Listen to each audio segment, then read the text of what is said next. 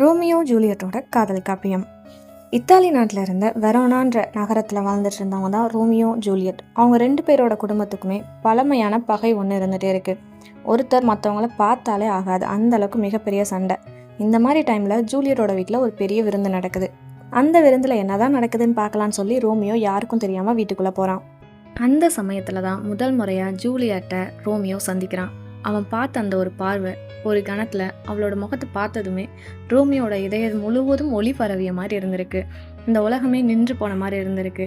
அதே நேரத்தில் ஜூலியட்டும் ரோமியோவை திரும்பி பார்த்துருக்கா. பார்த்த கணத்திலேயே இருவரும் ஒருவரை ஒருவர் நேசிக்க ஆரம்பிச்சிருக்காங்க. இவங்களோட காதல் அதிகமான மாதிரியே இவங்களோட பகையும் அதிகமாயிருச்சு. 2 வீட்டாருமே இதுக்கு ஒத்துக்கவே கிடையாது.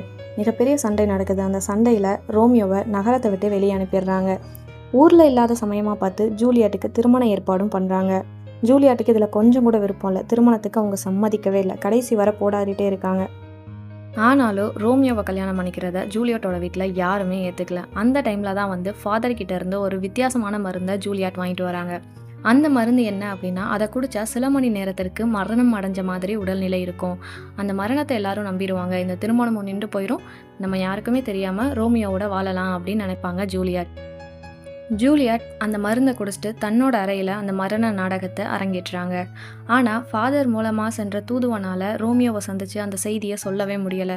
தவறுதலாக ரோமியோவுக்கு ஜூலியட் இறந்துட்டாங்கன்ற செய்தி மட்டும்தான் போய் சேர்ந்துச்சு.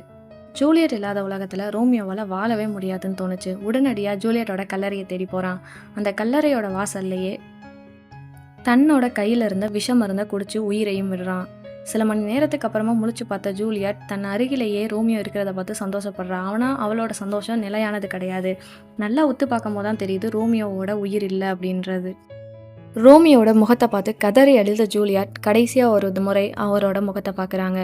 இதுக்கப்புறம் ரோமியோ இல்லாத வாழ்க்கை தனக்கும் வேணாம் அப்படின்னு முடிவு பண்ணுறாங்க. ரோமியோ கையில் இருந்த கத்தியாலேயே தன்னோட இதயத்தை குத்தி கிழிச்சிட்டு அதே இடத்துல உயிரிழந்தும் போகிறாங்க. ரோமியோட உயிர் பிரிஞ்சாலும் ஜூலியட்டோட உயிர் பிரிஞ்சாலும் அவங்களோட காதல் கதை இன்னும் நிலைச்சு நின்றுட்டுருக்கு.